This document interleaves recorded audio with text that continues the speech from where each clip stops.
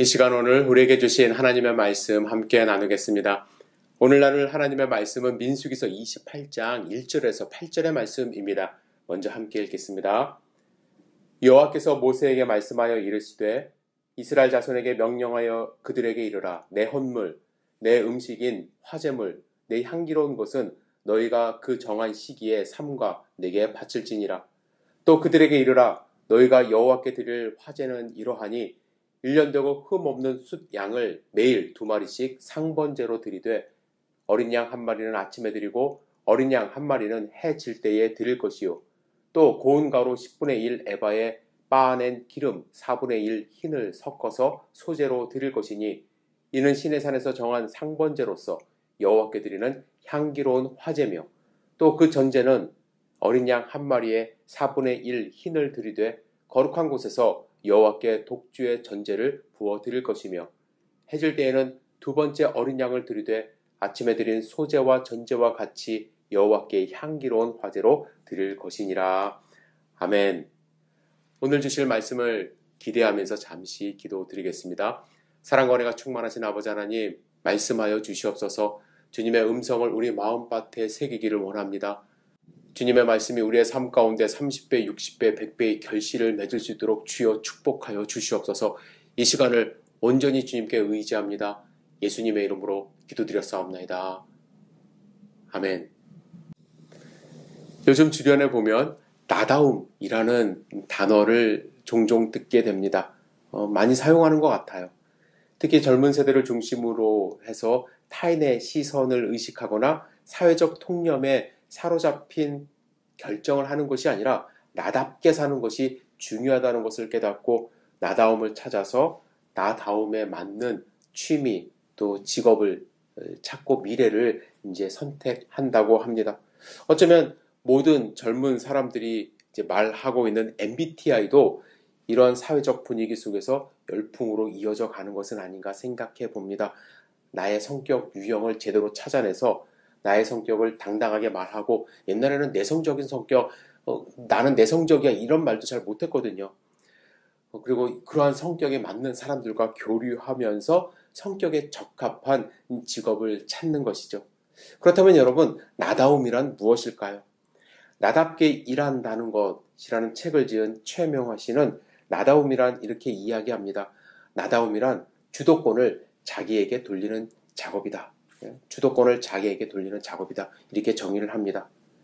최명화 씨는 계속해서 타인이 인정하는 내가 아니라 나 자신이 스스로 인정하는 나, 스스로 만족할 수 있는 나를 적극적으로 지향하는 태도를 말하며 이런 나다움을 갖추려면 우선 진짜 나, 세상에 길들여지지 않은 본연의 나를 찾아야 한다고 주장합니다.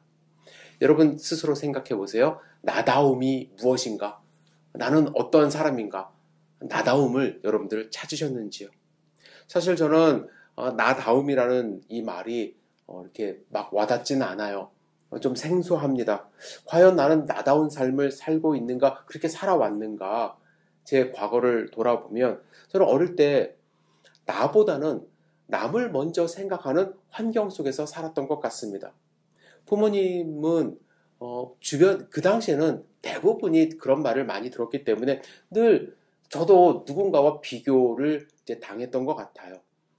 교회에 어떤 친한 집사님의 뭐 아들 딸들이 있으면 누구는 1등 했대, 누구는 어떻게 공부한다더라, 너는 왜 그러니? 제가 들었던 말 중에는 너는 누굴 닮아 그러니? 제가 왜 꼭 누구를 닮아야 되는지 모르겠지만 그런 말들도 많이 들었던 것 같아요. 그런데 문제는 뭐냐면요, 이런 분위기 속에서 살다 보니까 그게 막 너무 싫어서 반항도 안 했던 것 같아요. 그냥 그런 말과 환경에 스스로 순응하면서 살았던 것 같습니다.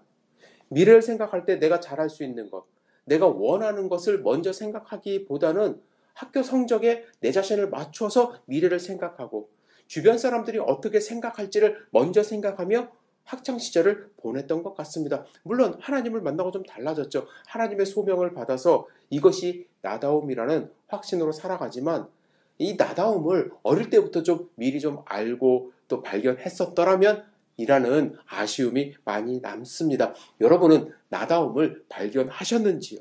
자료를 찾아보니까 나다움에 대해서 말하는 전문가들은 이렇게 이야기를 합니다. 나다움을 발견하기 위해서는 극히 내면적인 대화와 지속적인 노력이 필요하다. 즉 쉽지 않다는 얘기죠. 나도 몰랐던 나, 낯가림 속에서 외면했던 나와 마주하고 나의 내면을 탐구할 때 나다움을 발견할 수 있다라고 말을 합니다. 그리고 나다운 삶을 살기 위해서는 나만의 시그니처 스토리를 만들어야 한다고 조언해요. 나는 어떤 사람인지 스스로 이야기를 만들어낼 수 있어야 한다는 것이죠. 그리고 다른 사람과 구별된 나만의 컨텐츠를 찾고 그것을 나만의 속도로 이어가는 것이 필요하다라고 말을 합니다. 그리고 이를 위해서는요, 강해야 한다는 강박, 무대 중앙에 서서 무언가를 증명해내야 한다는 강박에서 벗어나야 한다고 조언합니다. 여러분, 쉽지 않죠? 그런데 저는 우리 이 말씀을 함께 나누는 열린교회 성도님들이 정말 행복해질 수 있다면 우리 모두가 다 정말 나다운 것이 무엇인가 나다움을 발견하고 나다운 삶을 좀 살았으면 좋겠습니다.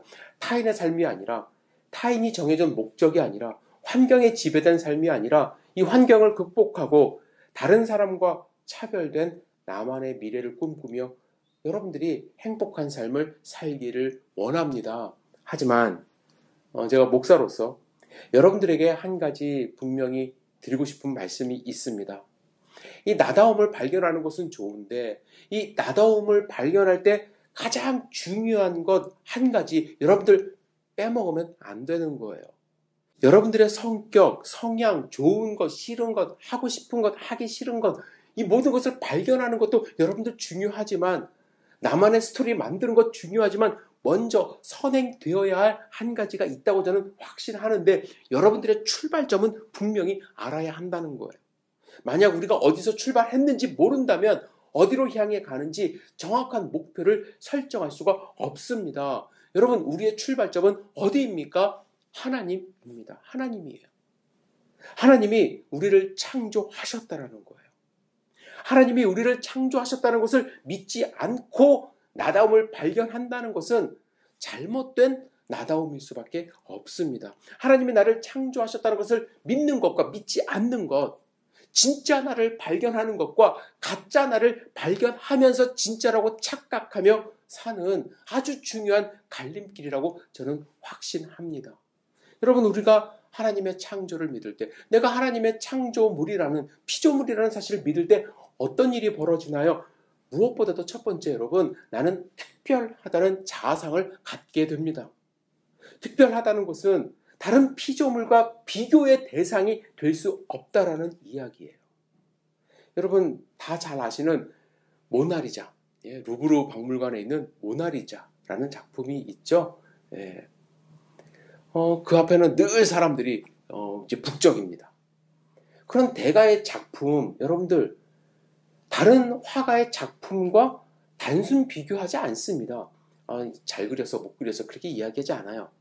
그 작품 속에 나타난 작가의 생각을 알려고 할 뿐입니다. 역사를 파악하려고 할 뿐입니다. 철학을 읽어내려고 할 뿐이에요. 여러분, 우리는요, 이 세상을 지으신 하나님의 작품이라는 거예요. 따라서 다른 피조물들과 비교해서는 안 돼요. 여러분들이 스스로 다른 사람들과 비교한다던가 내 자신을 바라보면서 미워하고 스스로 한숨 짓고 또 폄하한다면 여러분은 스스로 하나님의 작품이라는 사실을 인정하지 못하는 거예요. 즉 창조 믿음이 없는 거예요. 나아가서 만약에 창조 믿음이 있다고 했을 때는 어떤 문제가 나타나냐면 나를 지으신 하나님을 폄하하는 것이죠. 하나님이 나를 이렇게 만들었다라는 거예요. 하나님의 창조 작품임을 내 스스로 인정하면서 나다움을 발견하는 것과 어디서 왔는지 알지도 못하는 그 작은 점에서 시작해서 유인원으로 진화하고 이렇게 인간이 되었다. 인생의 끝은 어딘지 모른다. 라고 하면서 나다움을 발견하는 것. 저는 분명히 차이가 있다고 생각합니다. 여러분, 먼저 나는 어디서 왔는가? 나의 출발점은 무엇인가를 분명히 아셔야만 합니다. 그리고 우리가 하나님의 창조를 믿는 것은요, 나는 하나님의 피조물이라는 겸손함도 갖게 되는 거예요. 나는 하나님의 피조물임을 고백하는 순간 나는 신이 아닙니다. 나는 그분의 피조물에 불과합니다라는 고백을 함께 하는 것입니다. 간혹 보면 이 나다움을 잘못 발견하여서 자기 자신을 신처럼 착각하는 분들이 있어요. 주변 사람들이 자신을 위해서 존재해야 하는 것으로 생각합니다. 우월주의에 빠지는 경우도 있어요. 하지만 창조신앙은, 창조믿음은 우리 모두가 함께 창조되었고 하나님의 피조물임을 고백하는 것입니다. 나만 존귀한 것이 아니라 옆에 있는 모든 사람이 하나님의 작품임을 인정하는 것입니다. 서로 존경하고 그래서 겸손함이 우러나오는 것입니다. 그리고 마찬가지로 나를 만드신 하나님을 겸손한 모습으로 예배하게 되는 것이죠. 하나님을 섬기게 되는 거예요. 저는 이런 측면에서 나다움을 발견하는 것 너무나도 중요하다고 생각을 합니다. 나다움의 출발은 하나님이 나를 지으셨다는 사실을 인정하는 것입니다. 여러분, 하나님은 이스라엘 백성이 이스라엘 백성다움을 발견하고 이스라엘 백성답게 살기를 원하셨어요. 그러면 어떻게 사는 것이 이스라엘 백성답게 사는 것일까요? 가장 중요한 한 가지가 있습니다. 하나님을 섬기는 거예요. 섬긴다는 구약 단어의 표현은 하나님을 예배한다는 뜻이 있습니다. 하나님을 예배하는 민족이 되는 것, 그것이 바로 이스라엘답게 사는 거예요. 왜냐하면 이스라엘 백성이, 이스라엘 민족이 될 수 있었던 이유는, 그 근본적인 이유는 바로 하나님을 섬기게 하기 위함이었기 때문에 그렇습니다. 하나님은 하나님을 섬기는 민족으로 성장시키시려고 아브라함을 선택해서 복을 주신 거예요. 그에게 민족을 이루겠다고 약속하신 것입니다. 민족으로 성장케 하기 위하여 요셉을 애굽에 보내셨고, 요셉이 애굽의 국무총리가 되게 하신 후 야곱의 가족 70명이 애굽에 들어가 430년을 살면서 남자만 60만 명이 넘는 민족으로 성장하게 되었습니다. 하지만 요셉을 모르는 왕이 일어나 이스라엘 민족이 노예로 전락하면서 고통 가운데 있게 되자 모세를 통해서 애굽에서 출애굽하게 하시고 가나안 땅에 들어가게 하셨어요. 하나님이요, 그들을 출애굽하게 하시고 가나안 땅에 들어가게 하신 이유가 무엇입니까? 본격적으로 하나님을 섬기게 하기 위함입니다. 하나님은 모세를 통해서 애굽의 바로에게 반복적으로 이런 말씀을 하셨어요. 제가 읽어드릴게요. 히브리 사람의 하나님 여호와께서 말씀하시기를 내가 어느 때까지 내 앞에 겸비하지 아니하겠느냐. 내 백성을 보내라. 그들이 나를 어떻게 하겠다고요? 섬길 것이라. 섬길 것이라. 그들이 나가면 뭘 한다고요? 하나님을 섬긴다. 하나님을 예배하는 백성이 되게 하겠다라는 것입니다. 하나님을 섬기는 것이 하나님이 선택한 백성답게 사는 것이기 때문에 애굽에서 나가야 한다고 말씀하셨고, 여러 가지 사건이 있었지만 그들은 지금 현재 가나안 땅 정복을 눈앞에 두고 있는 상황입니다. 이 시점에서 하나님은 그들이 가나안 땅에 들어가서 해야 할 일을 반복해서 말씀해 주세요. 그것은 무엇이냐면 예배를 드리는 방법이에요. 예배를 드리는 방법. 그들이 선택받고 지금 여기까지 온 이유, 가나안 땅에 들어가야 하는 이유가 바로 하나님을 섬기는 것이기 때문에, 그것이 이스라엘답게 사는 것이기 때문에 출애굽기 29장에서 이미 말씀하셨지만 다시 한번 하나님은 하나님을 어떻게 섬길 것인가, 어떻게 예배할 것인가를 지금 말씀하고 계시는 것입니다. 오늘 우리가 읽은 본문은 그 중에 가장 중요한 상번제에 관련된 말씀이에요. 여러분, 다른 제사들, 상번제 말고도 속죄제, 속건제, 제사들이 많아요. 하지만 다른 제사들은 특별한 경우에만 드리는 제사들입니다. 죄를 지었을 때, 죄 용서받기 위해서, 감사한 일이 생겼을 때, 또 기쁨으로 1년에 한 번 대속죄일 혹은 새로운 달을 시작하거나 새로운 한 해를 시작했을 때 드리는 절기 예배가 많이 있습니다. 그런데 상번제는 매일 드리는 제사예요. 매일 아침 저녁으로 2번씩 제사를 드립니다. 이때 숫양 한 마리를 제물로 드려야 했고 전제, 술과 소제, 가루와 기름을 겸비하여 하나님께 드리는 제사가 바로 상번제입니다. 여러분, 매일 안식일을 포함해서 매일 아침 저녁으로 드리는 이 상번제의 의미는 무엇이 있을까요? 저는 아주 간단하다고 생각합니다. 단순하다고 생각해요. 하나님은 매일 이스라엘 백성의 삶을 통해서 이스라엘이 너희는 나의 택함 받은 백성임을 잊지 않기를 원하셨기 때문이라고 생각해요. 여러분, 제사장은요, 아침 저녁으로 흠없는 1년 된 숫양을 잡아야 돼요. 향기로운 제물이 되어야 했기 때문에 흠이 있으면 안 됐습니다. 그런데 이런 제물을 매일 아침 저녁으로 준비하는 이 과정이 결코 쉬운 것이 아니에요. 들에 나가서 한 마리 그냥 뜩 잡아다가 드리는 것이 아닙니다. 흠이 있나 없나 잘 골라야 돼요. 흠이 없도록 잘 관리를 해야만 합니다. 늘 마음속에 제물에 대한 생각을 가지고 있어야 돼요. 여러분, 시간이 지나면서 제사장의 숫자가 많아졌을 때는 이 제물을 검수하는 제사장이 따로 있었지만 처음 이 명령을 주실 때 몇 명이 이 일을 수행했나요? 4명이었는데 또 1명은 먼저 죽어서 3명밖에 없었습니다. 그들은 하루 종일 제물을 준비하는 삶을 살아야 했습니다. 하나님이 여기서 원하시는 것이, 진짜 원하시는 것이 무엇일까요? 제사장만 이렇게 고생하라는 것일까요? 아니라는 거예요.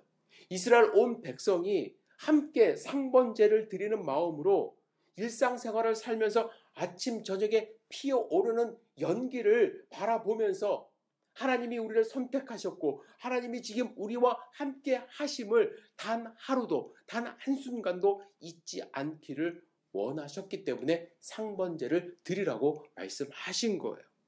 하루를 시작하면서 하나님의 백성임을 감사드리고 하루를 마무리하면서 다시 한번 하나님의 백성임을 기억하기를 원하신 것입니다. 이것이 바로 이스라엘 백성다운 모습이기 때문이죠.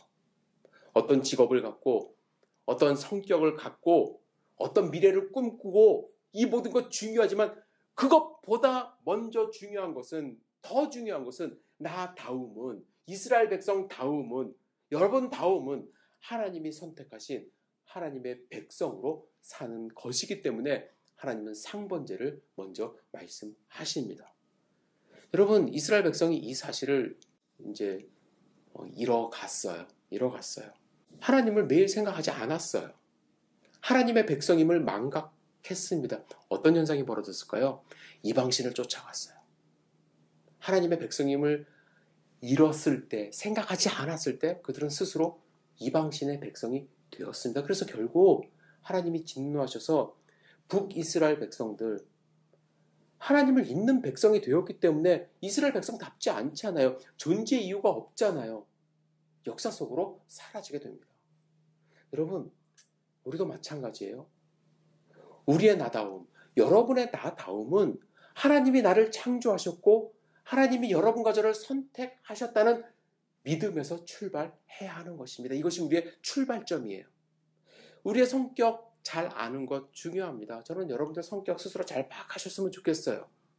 왜냐하면 우리 모두가 다 하나님이 다 다르게 창조하셨기 때문이죠. 나는 누구랑 성격이 같아. 이렇게 피동적으로 사는 것보다 나는 이런 성격 갖고 있어. 나는 이걸 좋아해. 구체적으로 말할 수 있는 사람이 되었으면 좋겠습니다. 타인에 의해서 여러분들 살아가지 않았으면 좋겠어요. 내가 좋아하는 일 찾았으면 좋겠습니다. 하나님은 여러분과 제가 행복하기를 원하세요. 하지만 그 전에 분명히 알아야 할 것.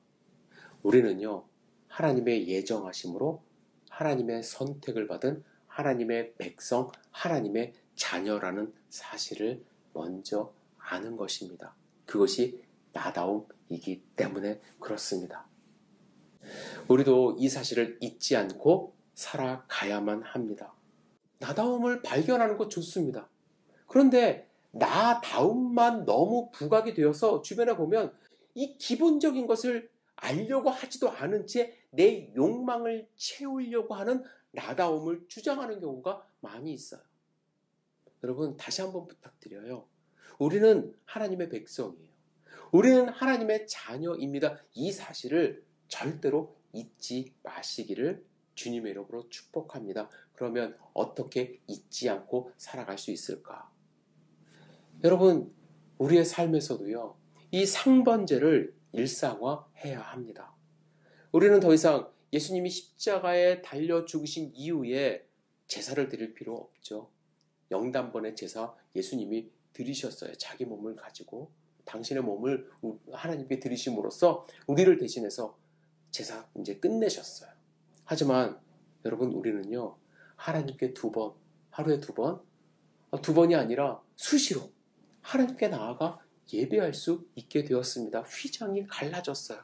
하나님께 나아갈 담력을 얻었습니다. 그렇다면 우리는요, 하루를 시작하면서 하나님이 나의 창조주이심을 고백하고 나는 하나님의 백성임을, 자녀임을 고백하고 또 하루를 마무리하면서 내가 하나님의 자녀로서 하나님의 백성으로 어떻게 살았는지를 돌아보며 하나님께 기도하는 시간, 그 시간이 필요하다라는 것이죠. 여러분, 부탁드립니다. 이 시간 확보해 주세요. 저는 10분이라도 좋다고 생각을 합니다. 진짜 마음을 다해 감사함으로 기도하고 마음을 열어서 하나님의 말씀을 읽고 주님을 묵상하는 시간이 꼭 필요해요. 사도 바울은요, 그리스도인들에게 권면할 때, 신앙생활 권면할 때 옷 입으라는 말을 이제 주로 많이 사용했어요.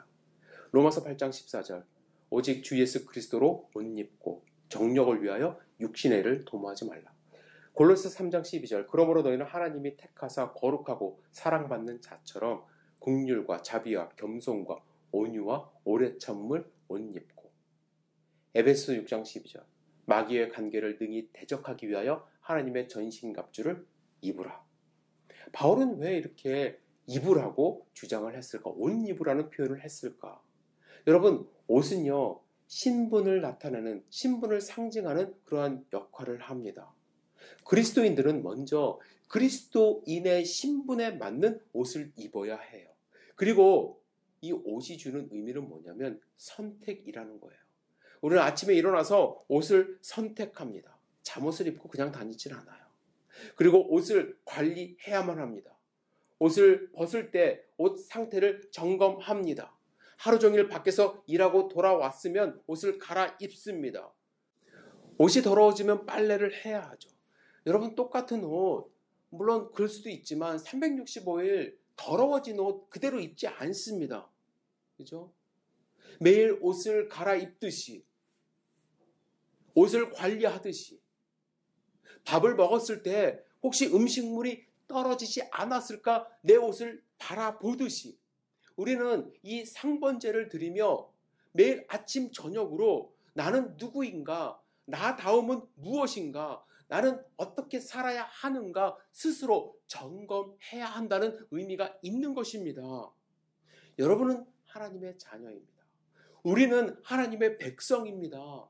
이 사실을 잊지 마시고 하나님이 말씀하신 대로 상번제를 우리 삶 가운데 일상화하여 아침 저녁뿐만 아니라 수시로 하나님께 기도하고 하나님께 나아감으로써 나다운, 하나님의 자녀다운, 우리다운, 예수 그리스도를 닮은 하나님의 백성다운 삶을 살아가기를 다시 한번 주님의 이름으로 축복합니다.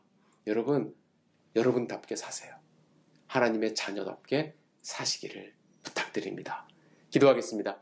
전능하신 주님, 하나님이 우리를 창조하셨다는 사실을 믿고 의지하며 그 믿음을 기초로 하여 나다운 것이 무엇인지를 발견할 수 있도록 인도하여 주시옵소서. 하나님을 의지하며 하나님을 예배하고 하나님을 찬양하는 삶 살 수 있도록 주여 붙들어 주시옵소서. 예수님의 이름으로 기도드렸사옵나이다. 아멘.